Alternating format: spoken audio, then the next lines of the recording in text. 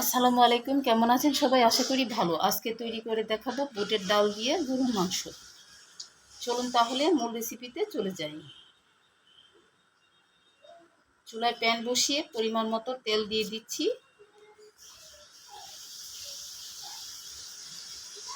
আর দিয়ে দিচ্ছি কিছু আস্ত গরম মশলা, এলাচ, দারচিনি, কিছু তেজপাতা, আর হাফ কাপের মতো পেঁয়াজ কুচি।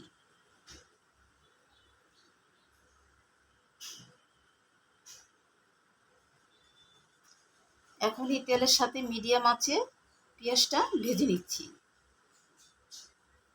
পেঁয়াজটা আমি চিকন করে কেটে নিয়েছি।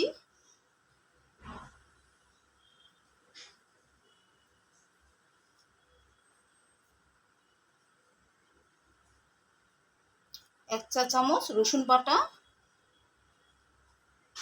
2 চা চামচ আদা বাটা।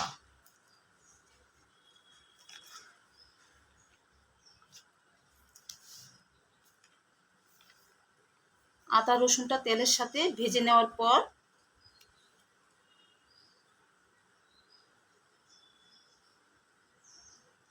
হাফ চা চামচ হলুদ গুঁড়া,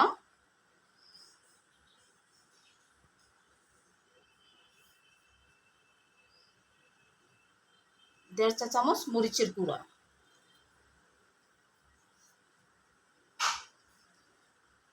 1 চা চামচ ধনিয়ার গুঁড়া,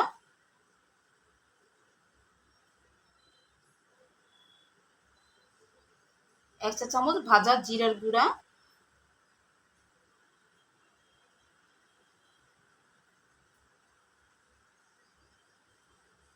হাফ চা চামচ গরম মশলার গুঁড়া।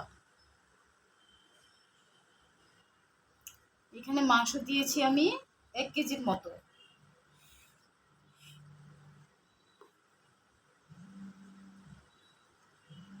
এক চা চামচ লবণ দিয়েছি। এখন এই গুঁড়া মশলার সাথে মাংসটাকে খুব ভালো করে মিশিয়ে নিচ্ছি।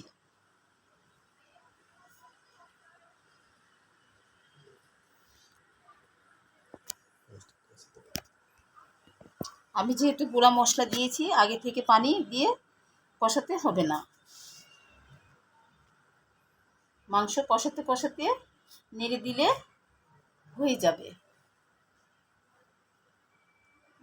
মশলার সাথে নেড়েচেড়ে মিশিয়ে নেওয়ার পর একদম কম আঁচে ঢাকনা দিয়ে ঢেকে দিচ্ছি, যেন মাংস থেকে পানি ছাড়ে। মাংস থেকে বেশ খানিকটা পানি উঠেছে, আর এটা দিয়ে আমরা মাংসটা সিদ্ধ করে নিব।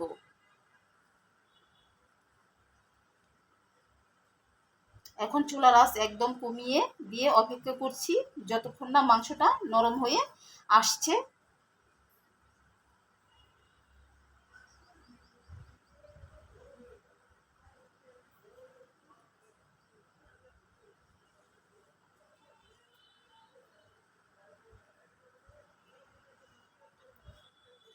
এখানে মাংসটা 80% মতো প্রায় সিদ্ধ হয়ে গেছে। তো এখানে 80% মতো সিদ্ধ হওয়ার পর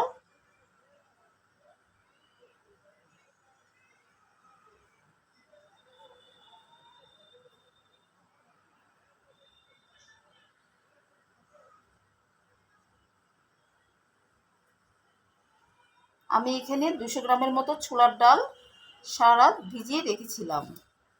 আর এখন হচ্ছে এই ছোলার ডালটা দিয়ে দিলাম।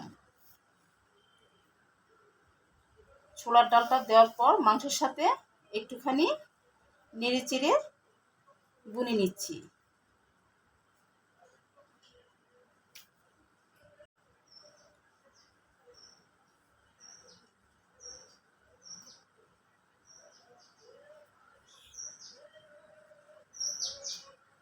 তারপর এখন দিয়ে দিচ্ছি ফুটানো একদম গরম পানি।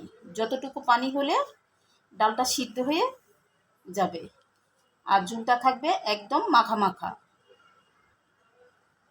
ঠিক এরকম। আমি এখানে পানি দিয়েছি 3 কাপের মতো, একটু নেড়ে চেড়ে দিচ্ছি, আর একদম কম আঁচে ঢাকনা দিয়ে ঢেকে দিচ্ছি, যাতে ঝোলটা মাখা মাখা থাকে আর খুব ভালোভাবে সিদ্ধ হয়ে যাবে। এভাবে করে বেশ কিছুক্ষণ রান্না করে নিয়েছি।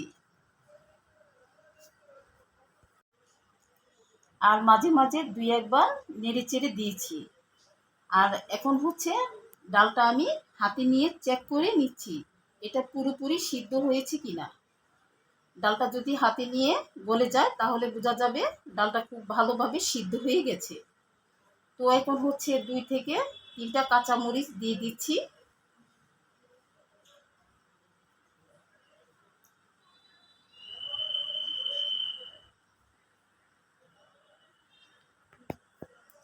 আর অল্প একটু গরম মশলার গুঁড়া দিয়ে নামিয়ে নিচ্ছি। আমাদের ছোলার ডাল রান্নাটা প্রায় শেষের দিকে, ঝোলটা থাকবে মাখা মাখা, তাহলে খেতে বেশি ভালো লাগবে।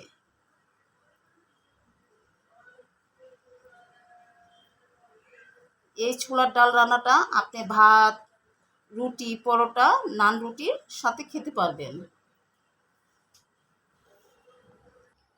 খুব সিম্পলভাবে রেসিপিটা শেয়ার করেছি, তাই আশা করছি আজকের রেসিপি ভালো লাগবে।